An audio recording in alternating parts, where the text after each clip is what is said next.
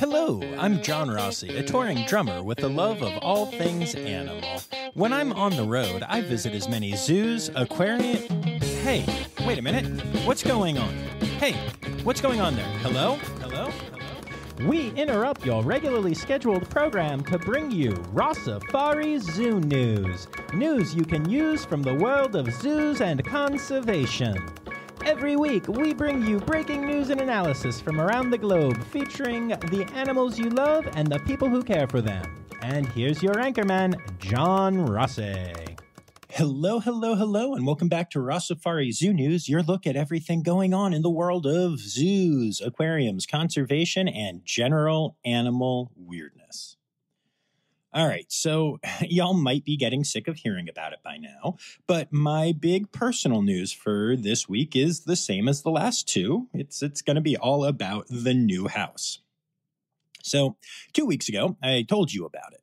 Last week, I told you we were heading to closing the day the episode dropped, and so now we have actually moved in and started setting the place up. And y'all, I love it. I already loved the house, but doing the things to make it our own has been an absolute blast. And this is actually zoo and aquarium related, as a big part of everything has been setting up the new podcast space and figuring out what to do with the cool animal art and other fun things I've been gifted as this podcast has gone on. There are so many cool things. Miles right now is into a game called Splatoon, and Zoe turned his room into a tribute to Splatoon and Mario. It is ridiculous and colorful and something that I could have never done in a million years, and it is absolutely amazing. Possibly the best animal part so far is that, so we have a staircase that turns in on itself. So it's a 2-story space, but the stairs go up halfway, then there's a little landing, then you go up the rest of the way in the opposite direction you started going up. Does that make sense? There's probably a name for this, but I don't know archaeology. Nope. Architecture terminology. I just said archaeology, and I'm leaving it in because I love you all, and that's really funny. But yeah, architecture is not my thing. But anyway, it leaves this big wall space to fill up, and I came up with the brilliant idea of hanging my Iggy banner on it. Now, if you don't remember, Iggy was an older red panda at Zoo Atlanta, one of the first pandas I fell in love with. And episode 4 of this podcast was an interview with Danica, Iggy's primary keeper, after Iggy passed away. And back when Iggy was at the zoo, they had this huge banner hanging up with a picture of her that said, Iggy, real panda, real diva. And I got one of those banners, and it's now hanging proudly in our staircase, and I could not be more excited about it.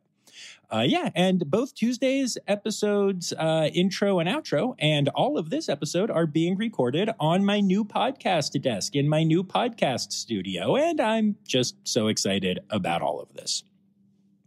But okay, enough about all of that. Thank you, though, for wanting to hear about my life and stuff, because honestly, I would feel weird sharing all of that kind of stuff on a podcast if I didn't hear from so many of you that love it when I do and reach out and talk to me about things I talk about here and all that stuff. But yeah, so you may remember that I'm heading down to North Carolina for a few shows of Great Balls of Fire this week. As a matter of fact, the day this episode drops, I'll be at Greensboro Science Center, which I cannot wait for. I'm going to be setting up a bunch of interviews there, some really different content from a facility we've already visited many times. And then I'm trying to set up another visit or two while I'm down that way. But honestly, all of the house stuff prevented me from emailing in a timely fashion. So we'll see what happens. I do have some really fun interviews coming up, though, including some new facilities that we'll be featuring for the first time. So that'll be fun. And I think that's all that's really in my world right now. So let's get to this.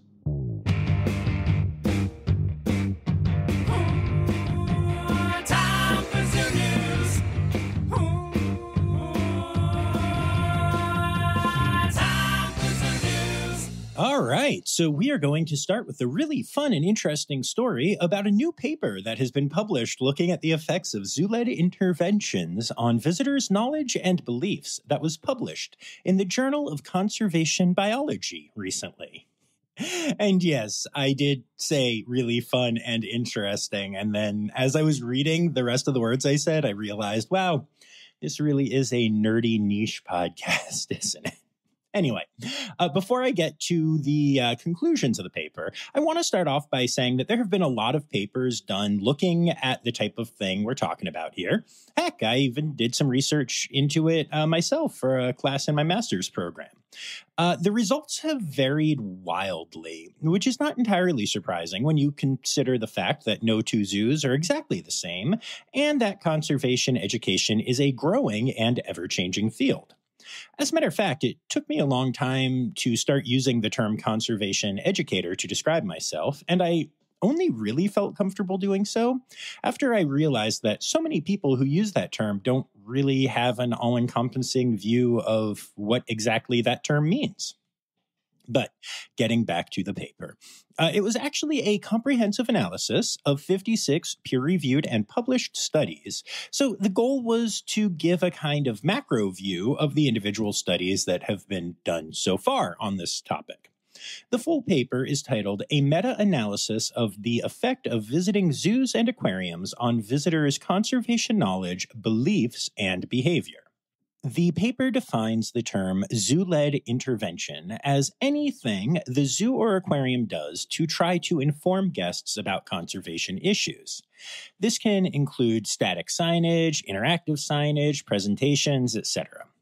The paper also points out that there is currently no standardized methodology for designing, describing, or evaluating interventions in zoo-led research. This could also be a reason why the results from the various studies I've seen have been all over the place. There's no actual standardized way to measure what the interventions are or how successful they have been. Therefore, the authors of the paper decided to look at the nature of interventions in other, better defined disciplines such as health and clinical psychology, and they ultimately settled on the behavior change technique taxonomy from clinical psychology as a good established framework to examine zoo-based interventions with. Now, don't worry, I'm not going to go all into the weeds on all of this. Suffice it to say that by borrowing an already established psychological framework from psychology, the authors of this paper were able to examine a bunch of studies using the same criteria, meaning their results are probably more accurate than compared to each individual study which had its own criteria.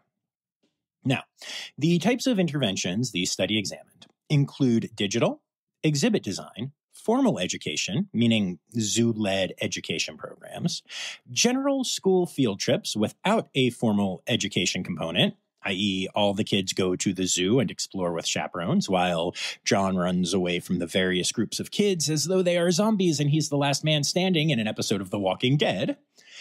General visit, or, what most of us do every time we head to the zoo. Keeper talk, live animal interaction, which is a category that includes presentations, shows, feedings, etc., multimedia presentations at zoos, such as touch screens, video presentations, etc., signage, which in this case just meant the static signage, meaning graphics, banners, maps, and then other for interventions that don't fit any of those categories. And in total, this meta-analysis looked at 56 primary studies, which provided 75 distinct comparisons between types of zoo-led interventions and 199 effect sizes that represented the effect of the interventions on outcomes. Okay, so with all of that jargon out of the way, what did the analysis conclude? On average, visiting zoos had a small to medium positive effect on visitors' beliefs about conservation and on their behavior, with a large amount of variance between the individual studies, as I mentioned at the top of this deep dive. But despite that variance, the overall effect is the same. There is a net positive when people visit zoos and aquariums. The paper included the data from every study they looked at, but they did go on to say that if a few outliers were removed, it became even more clear that zoos and aquariums have a positive impact on the conservation views and behaviors of guests. However, the outliers were left in the main paper as the authors could not identify any biases that would lead them to be outliers. So, diving into the results a little bit more fully here, the categories of conservation knowledge and intentions, meaning the desire to incorporate more conservation behaviors into their lives, saw the most success, with attitudes and self-efficacy seeing medium to small changes, and actual behavior changes seeing a small effect. In other words, people who visit zoos and aquariums are going to see a decent growth of their conservation knowledge and their desire to change, and a smaller amount of growth of their awareness of their own effect on things and their overall attitude towards conservation, and then a smaller effect on their actual behaviors. Which, when you think about it, isn't that kind of how all change works? We all want to change, but then, struggle to really do so. So that makes sense and is a really good sign that even actual changes, even if it was a small amount of change, it's still an amount of change. And as far as what interventions caused the most change, well, by far and away, the most effective were formal education interventions. General visits and live interactions with animals had small to medium effects. Exhibit design changes had a small effect on outcomes. So breaking away from all of the, specific scientific terminology in the paper, what does this actually mean? Well, it shows that zoos and aquariums are having a positive effect on the conservation knowledge, intentions, and behaviors of guests. This is absolute. This is happening. Now, the amount varies from study to study and from method to method, but at the end of the day, the analysis shows that everything currently being done in these incredible facilities is actually having a positive impact on guests from a conservation perspective. And this is really great news, as there has been a lot of debate about this, looking at some of the individual studies without having a framework in which to compare them all. Now we have that, and the news is good news. Yay! But beyond that, I have one additional thing I wanted to say about this. I've actually been at zoos a few times when studies like this were being done, either internally or for papers that might be published. A lot of times, the studies use questionnaires, and I always feel super awkward when that happens because of the framing of a lot of the questions. For instance, one of the questions I've seen repeatedly is phrased something like, "Did you learn anything new about an animal species during your visit today?" And honestly, it's pretty rare that I learn something new when I'm just visiting a zoo nowadays, especially if it's a zoo I've been to before, because I've probably read all the signage and have often met many of the animals and such. I didn't see this kind of thing addressed in the meta-analysis, though it may have been addressed in individual studies. If not, though, that means that people like me, and probably most of you listening, who are obsessed with zoos and go and are incredibly impacted by them, but also don't necessarily learn something new every time or anything like that, we may actually be contributing to the negative numbers on some of these studies, depending on how they are worded. Which, if that is the case, is actually just more good news about the positive effect of zoos. Yay! I very specifically remember a time where I was asked to fill out one of these surveys. It was at the Jacksonville Zoo. And I struggled so much because I wanted to give all the best answers, but I wanted to be honest. They said it was very important to be honest. And I hadn't learned anything new that day. But that's because it was all stuff that I had learned from other amazing accredited zoos and aquariums that I had read that day. And I still loved it, and it still deepened my passion for, zoos and animals and conservation and all that good stuff. So yeah, it's an interesting thing that I haven't seen these studies address, but I digress. So that is the really good news. Headline story. We now have a way to say that we know for sure that zoos and aquariums do have a positive effect on the conservation beliefs and actions of the people that go there. That's amazing. Yay! And that brings us to births and deaths for the week. But I'm going to try something slightly different this week. So every week I feel like I try to make a story out of each birth and death, but when I listen back, some of them really feel like it's too much. Like, yes, every giraffe birth is important, but there are also weeks where there are like 4 of them, and I don't really think anyone listening is losing their mind with excitement to find out the name of the parents or that, yes, all 4 were born healthy. So I may drop a fact or two here or there, or even share a full story about a birth or a death if it seems appropriate.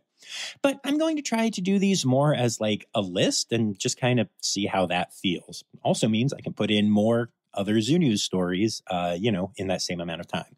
So please let me know what you think about this approach, as it's very much just something I'm trying for right now. But like, to be honest with you, I've thought of just stopping with births and deaths unless they are something that very much impact us from the like perspective of the podcast or, facilities that I really love or animals that are popular or whatever. So let me know your thoughts on all of this, because really this podcast is for all of you. But let's get to our births. The Edinburgh Zoo in Scotland has announced the birth of 5 endangered northern rockhopper penguin chicks. And that is going along with their 10 Gentoo penguin chicks that have come along recently. So pretty exciting news there. Mystic Aquarium has announced the birth of a male harbor seal pup that was actually born on Mother's Day. Very cool. Cheyenne Mountain Zoo announced the birth of 2 Rocky Mountain goats. These are twins and are absolutely adorable. Metro Richmond Zoo announced the birth of 3 capybara pups, or caplets. St. Augustine Alligator Farm announced 2 different hatchlings recently, a Malaysian giant turtle and a Southeast Asia box turtle.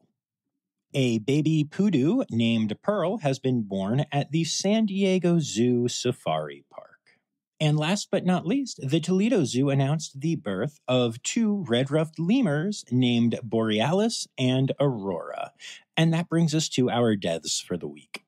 The Detroit Zoo has announced the passing of Lucius, who was a North American river otter that lived at the Detroit Zoo since 2009, who passed away because of the sudden onset of gastric dilation and volvulus, which is the medical term for a flipped stomach, something that we hear about happening with dogs and such.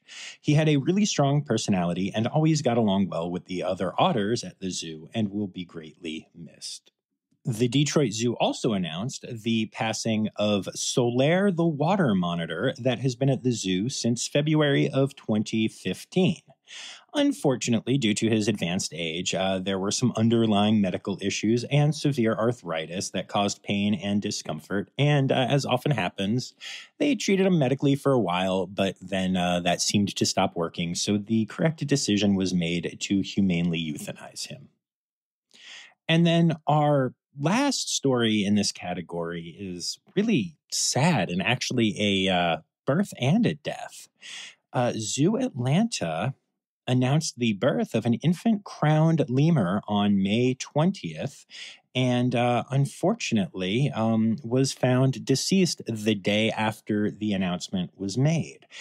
Sava, the mother of the lemur, was an experienced mother who had reared 3 other offspring, but something happened, and they're not quite sure what. Don't know exactly what happened, but unfortunately, this little one came into the world and then left it. It's very sad, and I'm just sending all my love to the primate team at Zoo Atlanta for having to go through this absolutely challenging experience.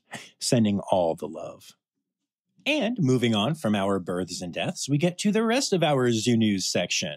So we'll start this section with the big news I'm sure you all saw this week. Pandas are coming! That's right, pandas are coming! And we even know which pandas they are.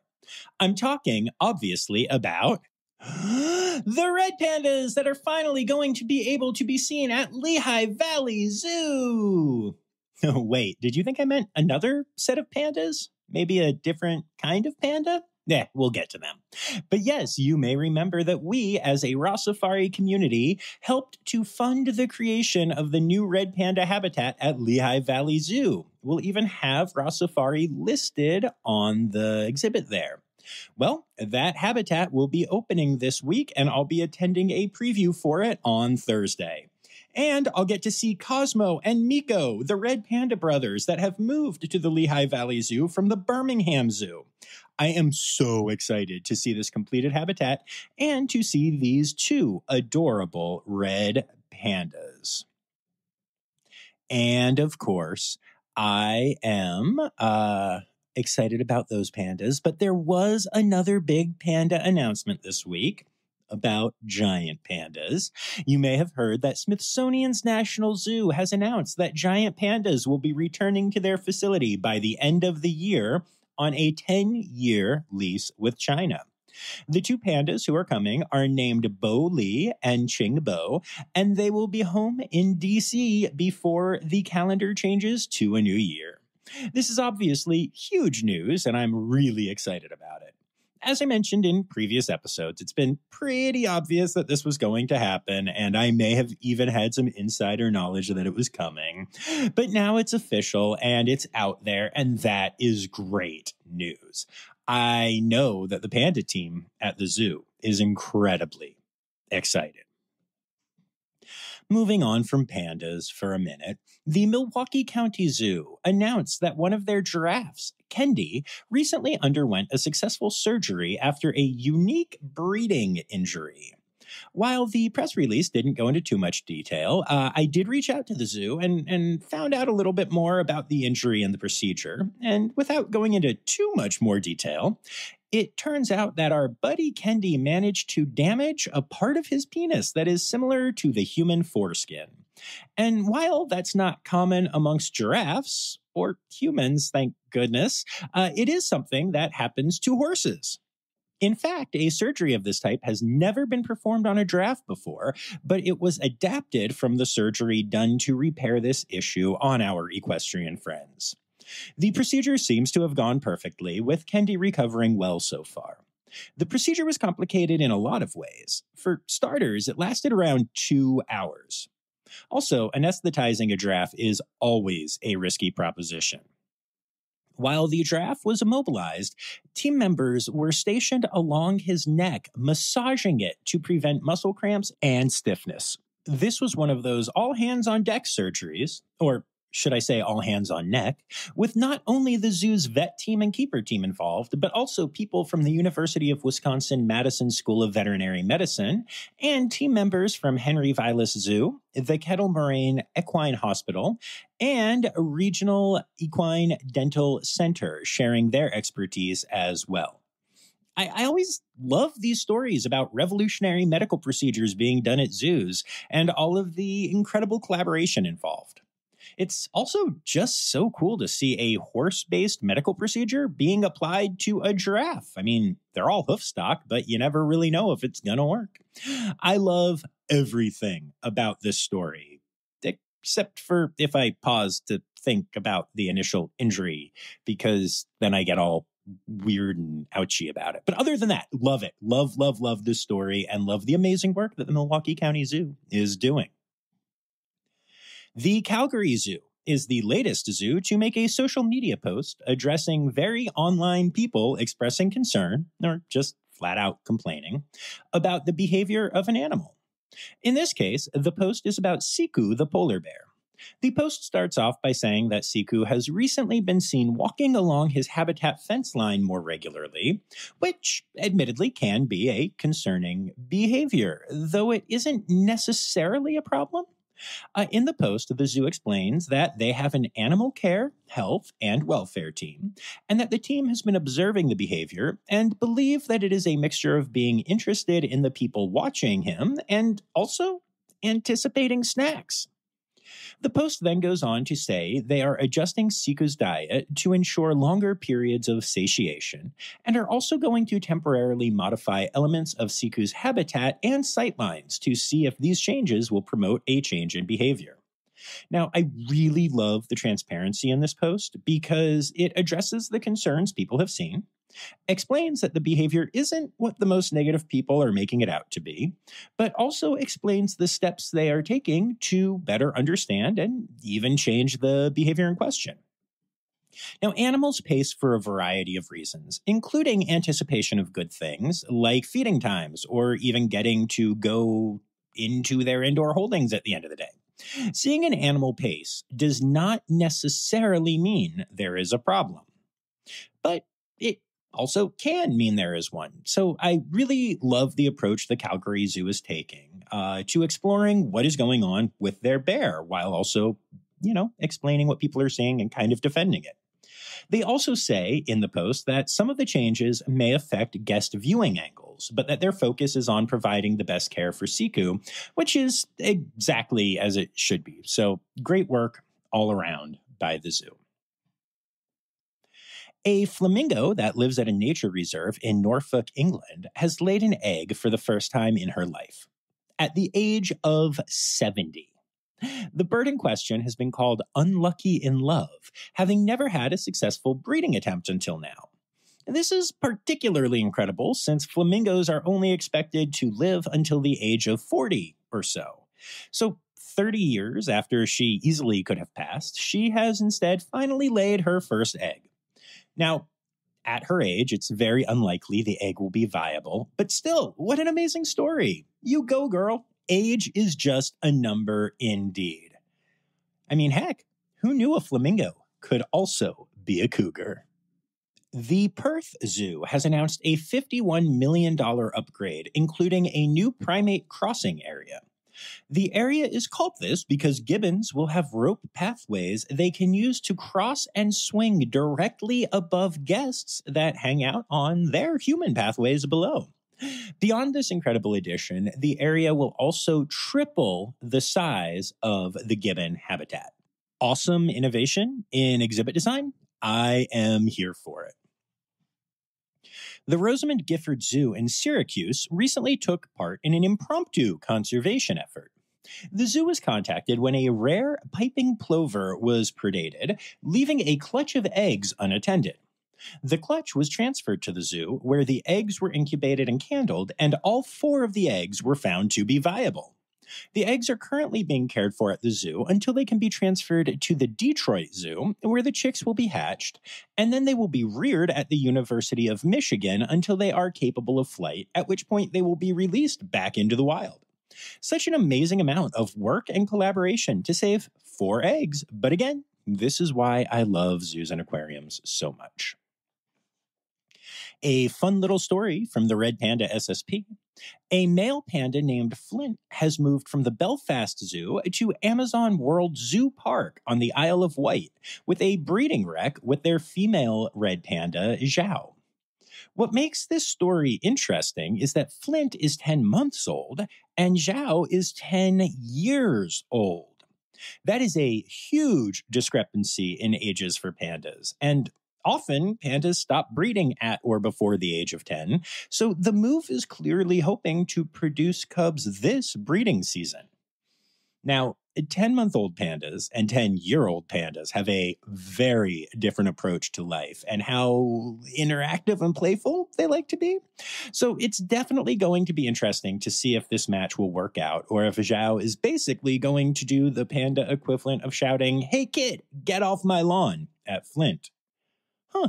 Who knew pandas could be cougars too? By the transitive property of cougars, does that mean that flamingos are pandas? Anyway, moving on. The ABMA, which I'm not supposed to call the ABMA, but which is clearly the ABMA, is hosting a 4-series course focused on behavior management that is open to anyone wanting to learn more about this subject. The 4 courses are Introduction to Training, Introduction to Enrichment, Introduction to Welfare, and Communication and Working in Teams. Each of these include 1 course per month and 2 hour-long pre-recorded webinars. You can sign up for each class individually or sign up for all 4 to save some money.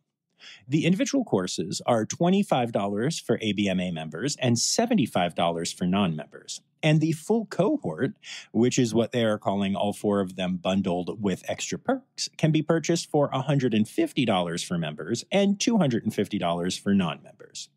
Now, if you buy the cohort, you get a limited number of participants working with you, an additional 1-hour Zoom Q&A after each course, a private community group for discussions and networking, and recordings of all the content for a full year.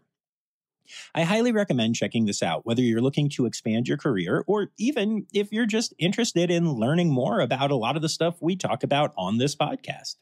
Also, memberships start as low as $45 per year and have a bunch of additional benefits as well. So you might as well just become a member and then sign up for all the courses and save that money.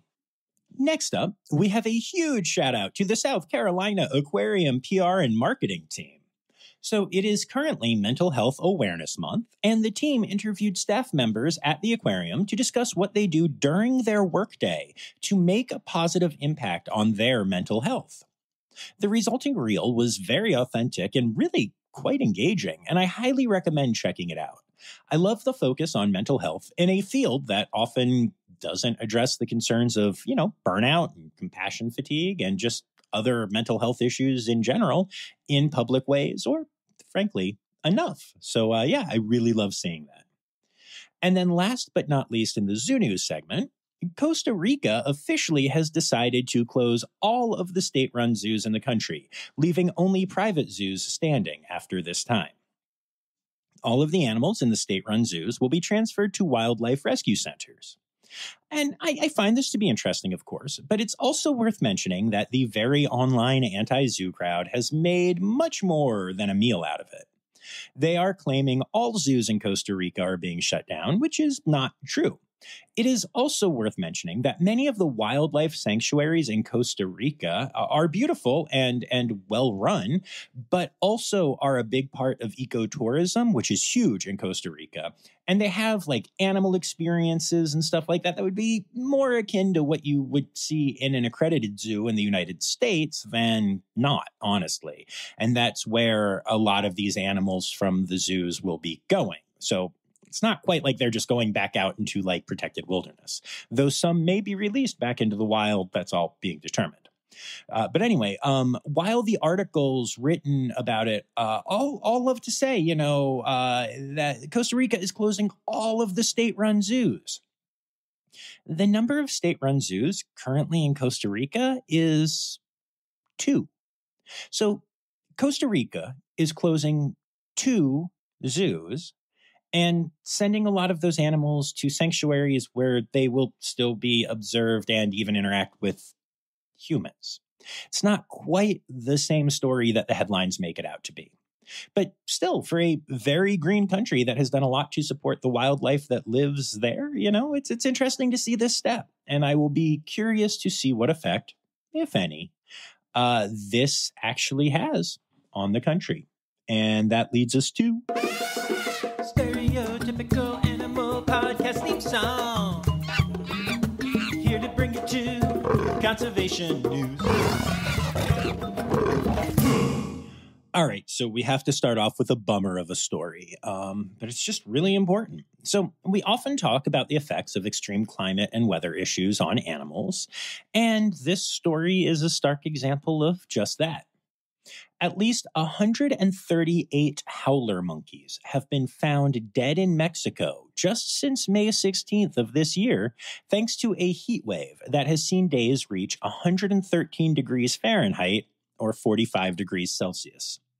This heat wave is being blamed on climate change and the incredibly forceful El Niño that is currently happening, which of course is as forceful as it is because of climate change.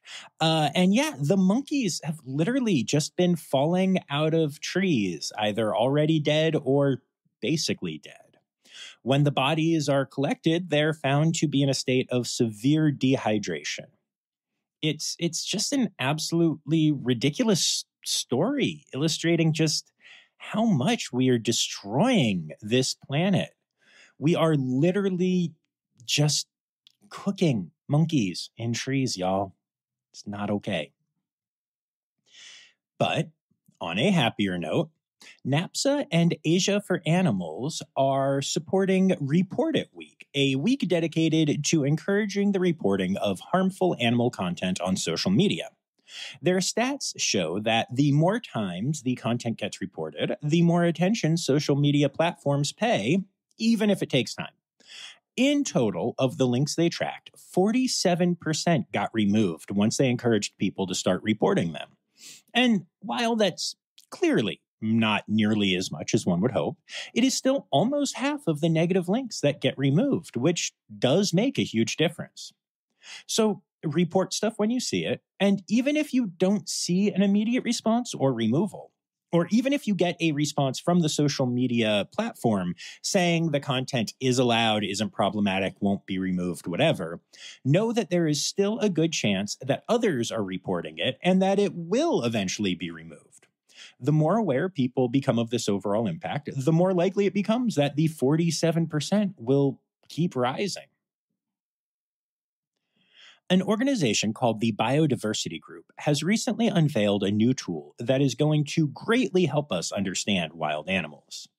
The non-invasive Advanced Taxonomy Utility for Research Expeditions Scanner, or that gets shortened to the Nature Scanner, takes non-invasive 3D scans of live animals, removing the need for biologists to collect specimens in certain instances.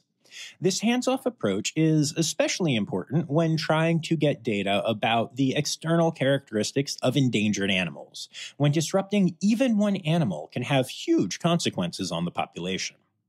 Now, I know I can be a bit of a curmudgeon about technology sometimes, mostly just AI and social media. I actually am a huge tech nerd in a lot of ways. But this is very, very cool. I actually think a lot of the emerging technologies out there are going to completely redefine conservation biology in the next few years. And speaking of technology, camera trapping technology continues to improve. And with better cameras, longer lasting batteries, night vision, etc., it has become far easier to learn what is happening in remote areas of the world without having to be there for extended periods of time. Field work without the field, so to speak. And the latest way this technology has made an impact on conservation is a rediscovery. The IUCN Pangolin Specialist Group recently teamed up with Panthera to examine camera trap data set up in Senegal. And they captured a photograph of a giant pangolin, which has not been seen in the country for 24 years and were thought to be extinct in the area. This is a huge find and was only one part of a study that documented 46 total mammal species, helping scientists to better understand the diversity of the area. And they got to learn all about this biodiversity while not having to leave a building, with flushable toilets. So technology is really helpful for this whole conservation thing. It's time for other news. It's time for other news. Hey, now, right now, it's time. It's time for other news. Hey, it's a segue to the part called other news. A new documentary called Queer Planet has dropped, and much like the book Queer Ducks that I interviewed the author of, it is a look at the queer behaviors that run rampant in nature. This is important for a lot of reasons, but most notably because a lot of homophobic people use the phrase, quote, "it's not natural," to describe their feelings. And yes, that's what they all sound like. But it turns out they're actually factually incorrect. In fact, as the film states, over 1,500 species have been documented and observed performing same-sex interactions, no different than what we see in human society. Now, with my life being crazy right now, I have not had the chance to watch it yet, but I do plan to in the near future. And I'd like to recommend that everyone listening check it out yourself, and then go and leave some reviews and some good comments about it on review sites and social media sites, especially IMDb. Because, as you can imagine, there is a large group of right-wing individuals that have come together to attack and review bomb the film without watching it, obviously, trying to drop its rating on IMDb all the way to 1 star. And these people are so offended by the idea of the film, by the idea of queer people. And they're apparently so bored with their own lives that they have nothing better to do than try to take down a film they haven't seen and that, frankly, isn't made for them, although I'm sure the filmmakers wish they would watch it and learn. It's really just sad and pathetic. And, at least you can help by being a voice for the positive for the film. I know I plan to once I am able to watch it. Bradley, a Japanese macaque that was privately owned, recently escaped its house in Walterboro, South Carolina. A Japanese macaque. That's a species that you can't even find in most zoos in the U.S. But some dude owned one in South Carolina. Great. What could possibly go wrong? Oh, right. It escaped. We covered that already. That's what could go wrong. But that's not all. When the owner couldn't corral Bradley, he asked for help from the sheriff's office and animal control, both of whom stepped in as well, warning citizens to stay away as, stressed primates can be bad news. They also did try to help capture Bradley. Now, the escape took place on Thursday, May 23rd, and Bradley remained at large until May 27th, at which point it was reported he had been captured by the owner and returned home safely. But then, on the 29th, that statement got amended to say that Bradley had been captured and returned home, but that he hadn't been captured alive. And look, I feel for the owner, I do. I'm guessing he loved Bradley very much in his own misguided way. But exotic animals like Japanese macaques should not be kept as pets. This is a species that lives in groups with very complex social hierarchies that strongly influence their behavior. Keeping one as a pet and keeping it alone, even one that is beloved, is akin to torture. And then, when it escaped, it was free for multiple days, in which it could have severely disrupted the local ecosystem. And in the end, Bradley died. It's just ridiculous that this animal was allowed to live at a private residence in South Carolina. And, since I hate to be all ragey on here without some fun, I have to admit I did laugh at I guess you would call it poor PR that occurred as the story wrapped up. The macaque was captured, but he wasn't captured alive is a hell of a spin. And it did make me laugh, even in my annoyance about this whole situation. My listeners, to you I say, if any of you ever get captured, I hope that it's the captured alive kind. And okay, so I'm not much of a sports fan outside of the NFL football, which I love. But there was a record set in a sport recently that really spoke to me. In Major League Soccer, the new world record is 161 seconds. And what is that the record for? The most time an animal has spent on the field during a match. That's right, Racino, the raccoon, as he has been named by MLS fans, spent 161 seconds running around on the field of an MLS match between the New York City Football Club and the Philadelphia Union before being caught and escorted from the field. He showed such dexterity in evading capture that he was given the name Racino as a reference to Brazilian soccer star Ronaldinho, but with the rack part coming from raccoon. Racino became such a sensation among MLS fans that Topps, the trading card company, has already released an official Racino trading card. And don't worry, he was released back into the wild unharmed. Yay, Racino! Animal, animal, animal holidays. Animal, animal, animal holidays. All right, so today is the last month of May, which is National Duckling Month, National Lake Cleanup Month, and No Mow May. Ironically, as I've been recording this episode at my new place, I had to pause repeatedly for multiple hours because the HOA was mowing our lawns here, and then trimming, and then leaf blowing them, all the things. things. It was very much May today here. Ah, well, we tried. Anyway, that brings us to June, which is Zoo and Aquarium Month, World Oceans Month, and Orca Month. Then our individual days are May 31st, which is World Parrot Day. June 1st is Butterfly Education and Awareness Day, International Ungulate Awareness Day, World Reef Day, and Dinosaur Day. The 2nd starts Deep Week, which runs from the 2nd to the 8th. The 4th is Hug Your Cat Day. The 5th is World Environment Day. And the 6th is Caribou Day. And those are your animal holidays for the week.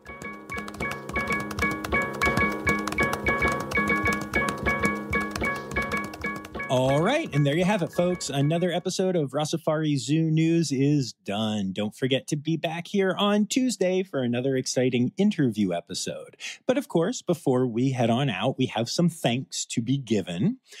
First of all, I'd like to say thank you to my Red Panda level patrons, Dr. Laura Shank, Dr. Stephen Williamson, Barbara Bennett, and Jenny Owens.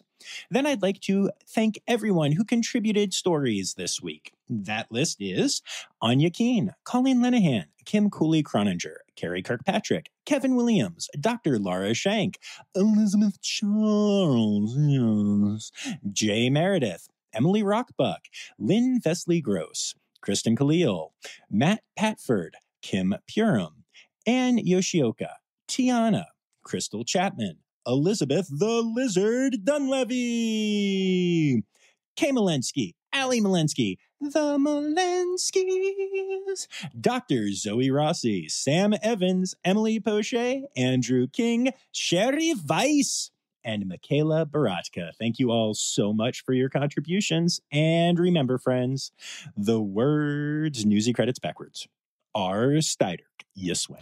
The Rossifari podcast is produced, hosted, and engineered by John Rossi. Editing and fact-checking by John and Dr. Zoe Rossi. Our theme song is Sevens by Nathan Burke, performed by Nathan and John. Interrupting John theme and additional voices by Taylor Isaac Gray. You can reach John directly on Instagram and Facebook at Rossifari or by email at rossifaripod@gmail.com. Rossifari is part of the Daydreamer Media Network. Now, stop listening to me and go visit a zoo.